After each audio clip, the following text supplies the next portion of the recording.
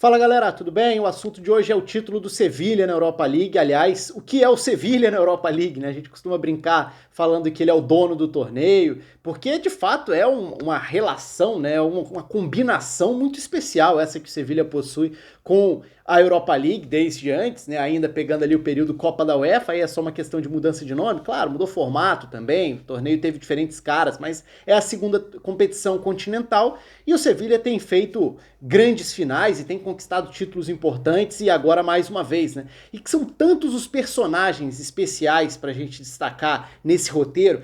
Aliás, acho que esse é o ponto mais legal pra gente destacar, porque, tudo bem, é o sexto título em 15 anos pro Sevilha dentro da Europa League, então não é bem uma novidade, mas nem por isso deixa de ser especial. A questão é, como o roteiro pode ser o mais maluco, a gente brinca que é previsível, que o Sevilha faz questão de cair da Champions para jogar a Europa League para ser campeão, isso tudo vira piada e acaba sendo realmente uma brincadeira muito válida dentro desse contexto de um clube que tem sido tão dominante dentro dessa competição. Agora, são muitos os personagens pra gente falar aqui. E eu convido vocês a participarem aqui. Se você ainda não se inscreveu aqui no canal, só clicar aqui embaixo, ativa o sininho para ter a notificação aí dos vídeos. Quando tiver vídeo novo, você fica sabendo. Deixa a curtida no vídeo e o comentário. Pra você, quem é o grande personagem desse título do Sevilha? Pra você, quem é o grande cara desta Europa League? Até pra gente falar também do lado da Inter, porque obviamente existia expectativa por uma bela final, cheguei a gravar vídeo aqui no dia da segunda semifinal, e era uma final que prometia mesmo, até porque as semifinais já tinham tido um padrão muito alto, com 4 times que tinham um nível até para mais do que a Europa League. A Inter fez uma bela de uma temporada, ainda que instável dentro de alguns momentos, mas um bom trabalho, um ótimo trabalho do Conte, se a gente pensar onde ele pegou e onde esse time chegou. E o Sevilha, além de toda essa conexão com o torneio, também com vários personagens, a começar pelo próprio Lopetegui. Então, para ele, ganhar um título importante com um clube que valoriza tanto a Europa League, acaba sendo uma ótima volta por cima, né? Porque o Sevilha foi a oportunidade que apareceu para ele depois de tudo que aconteceu. Copa do Mundo, a demissão ali em cima da hora da estreia na Copa do Mundo com a seleção da Espanha que chegava muito forte, por conta dele ter assinado com o Real Madrid, já tá certo com o Real Madrid, aí pegaram como se fosse uma traição, resolveram cortar ali o vínculo antes da Copa começar e ele saiu dali pressionado para um trabalho que ele assume, acaba não permanecendo muito tempo. E depois que ele é demitido do Real Madrid, ficou aquela dúvida, será que ele se queimou? O que será que vai ser da carreira dele daqui pra frente? E um bom trabalho no Sevilha, né?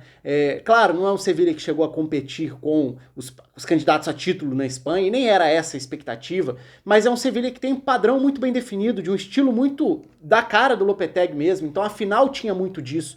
Até para entrar em alguns desses aspectos da final, né? Eu nem vou botar o campinho hoje aqui no vídeo, até porque acho que é um vídeo muito mais pra gente abordar outros personagens, outros destaques do que exatamente um cenário tático. Mas o jogo teve o que se imaginava, que era a Inter sendo um time que gosta muito de sair jogando diante da pressão, gosta de tentar pressionar os adversários, conta com uma dupla de ataque muito forte. Em alguns momentos sofre com um meio campo nem tão produtivo assim, mas é um time que consegue ter uma boa produção, tendo ligações mais diretas. O Sevilha usando muito as inversões de bola, muito o tamanho, o peso da influência dos laterais atacando, e esses eram alguns dos principais fatores. E aí, se a gente for olhar para a construção do placar, logo de cara isso já fica evidente, porque a Inter conseguindo o pênalti ali, com o Lukaku ganhando do Diego Carlos, e aí começava outro grande episódio da final, né? O Diego Carlos fez uma grande temporada. E o Diego Carlos acaba fazendo o gol naquela bicicleta, que pra mim é até gol contra do Lukaku, vamos ver como vai ficar oficialmente. No primeiro momento a UEFA estava dando como gol do Diego Carlos. Independentemente de para quem vai ficar oficialmente, vai ficar marcado como gol de bicicleta do Diego Carlos, fazendo um gol do título, por mais que tenha tido desvio do Lukaku. Repito, pra mim, olhando ali de uma forma mais fria, gol contra. Agora, tanto faz. O ponto é, acabou sendo uma volta por cima de um jogador que sofreu muito dentro do jogo. A temporada do Diego Carlos foi excelente. A dupla de zaga do Sevilha simboliza mais uma vez um bom trabalho do Sevilha no mercado. Quando a gente fala do trabalho do Monte, de ótimas temporadas que ele já fez no clube, fazendo reformulações, promovendo recomeços, reestruturações, identificando talento para comprar barato e revender por muito mais depois de extrair tecnicamente também. Então, tudo isso acaba sendo somado na hora de pegar esse pacote. Agora, em campo, tecnicamente, a temporada do Diego Carlos, que foi muito boa, não foi das melhores nessa reta final de Europa League. E tanto que ele cometeu 3 pênaltis seguidos aí nessas fases finais de Europa League. E isso poderia tê-lo deixado como um vilão caso o Sevilha perdesse. Até porque não foi só, entre aspas, o pênalti. Ele foi muito superado pelo Lukaku nesse duelo, principalmente por ir para uma abordagem mais física, como contra um jogador que hoje é quase imparável fisicamente, de um Lukaku que foi um grande astro dessa Europa League, sem a menor dúvida, que fez uma temporada muito boa na Série A também. Só que quando a gente vai para o duelo entre dupla de ataque da Inter e dupla de zaga do Sevilha, o Diego Carlos acaba saindo como personagem, porque é a velha história do cara que foi de vilão a herói, mas quem foi o grande nome mesmo da zaga no jogo foi o Koundé, que é outro jogador que também se valorizou muito ao longo da temporada, cresceu muito e fez uma ótima final e conseguiu uma intervenção importante, evitando que poderia ser o gol de empate no final, mas mais do que isso, teve uma atuação muito boa no duelo mais direto com o Lautaro. Então, o Diego Carlos foi superado pelo Lukaku basicamente o jogo todo. Curiosamente, o gol do título é uma bicicleta do Diego Carlos com o Lukaku empurrando para o próprio gol num gol contra ou não, aí vai da opinião de cada um. Mas tem essa inversão dos papéis quando a gente fala de quem estava levando a melhor dentro desse duelo. Enquanto no outro duelo, o Koundé foi muito bem diante do Lautaro, conseguindo limitar bastante a efetividade, a participação do Lautaro. Mas também não para por aí quando a gente vai falar de personagens, porque talvez o grande personagem dentro de campo, quando a gente pega o contexto do roteiro, talvez fosse o Banega. O Banega é um jogador que, ao longo da carreira, ele teve dificuldades, muito por ser um jogador inconsistente em muitos momentos, um jogador de difícil encaixe em outros momentos, em alguns períodos da carreira, um cara que, por não ter a dinâmica, a intensidade necessária, era tratado como um jogador incapaz, entre aspas, de render no mais alto nível. E a passagem dele no Sevilha se encerra com o título, quando ele vai bem demais, orientando, ditando o ritmo, qualificando. O Banega é um grande meio-campista, e isso também é curioso como uma reflexão, porque ele é um desses caras que, ao longo da década, ele acaba entrando no pacote de quando a gente fala de seleção argentina e fala, mas a Argentina não tem meio campo, a Argentina não tem isso, não tem aquilo.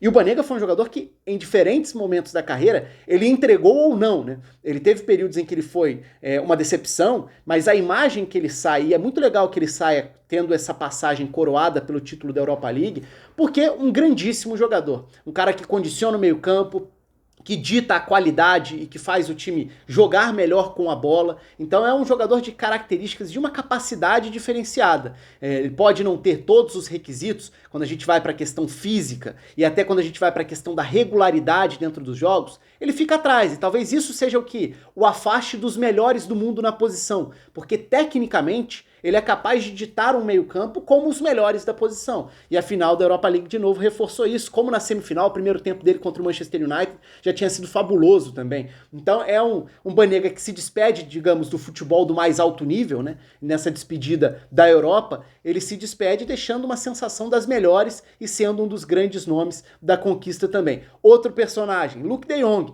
Porque em boa parte da temporada o Sevilha foi ganhando a cara do time do Lopetegui, o time que funciona usando os corredores. O Jesus Navas, outro nome que merece ser citado, né? Ele e Reguilón foram destaques, foram termômetros desse time. Se o Banega é o cara da distribuição por dentro, e aí valeria falar de Juan Jordan importante, o Fernando foi titular nessa reta final, sendo o outro jogador desse trio central, nessa final até um posicionamento um pouco diferente, para dar uma liberdade maior para o Banega à frente de Jordan e Fernando, mas aí são alguns aspectos táticos agora. Jesus Navas, grande temporada, regularidade em alto nível. Reguilón, uma temporada de afirmação para um jogador que tinha sido destaque na temporada passada no Real Madrid, mas que acabou não permanecendo e conseguiu se afirmar, mostrar que está pronto sim para jogar como titular em competições grandes, em competições europeias. Agora, esse Sevilha, ele não tinha, em boa parte da temporada, um 9 confiável. Ele não tinha um jogador que entregasse gols, que complementasse um domínio de posse de bola, uma vantagem que o time conseguia gerar pelos lados, né?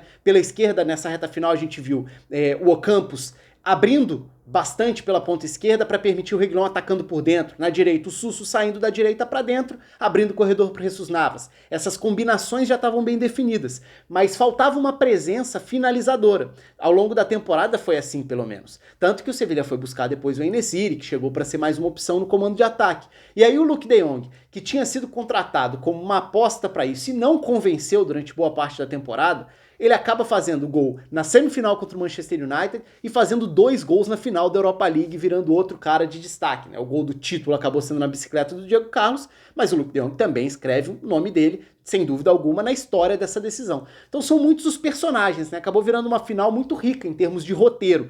E aí vira essa brincadeira. Se a gente já sabe o desfecho, porque a Europa League vai ser sempre do Sevilha, que é o dono do torneio, então quando ele tá lá jogando a gente sabe que vai ser título do Sevilha, essa é a brincadeira de sempre, mas o roteiro pode ser o mais maluco e inesperado, porque foi o caso agora. Uma bela de uma final, como era de se imaginar, entre dois bons times, dois times de Champions e que não por acaso estarão na Champions da próxima temporada e, inclusive, aí vale, eu sei que isso foi até provocação no vídeo anterior que eu fiz pré-final, muita gente falando, times de Champions, mas de fase de grupos. Não acho que sejam times só de fase de grupos, não. São times de mata-mata de Champions. Até onde? Aí depende de sorteio, depende de um monte de coisa, de momento dentro da temporada. Não tô falando que são times para ganhar a Champions. Não olho dessa forma hoje não, claro que não.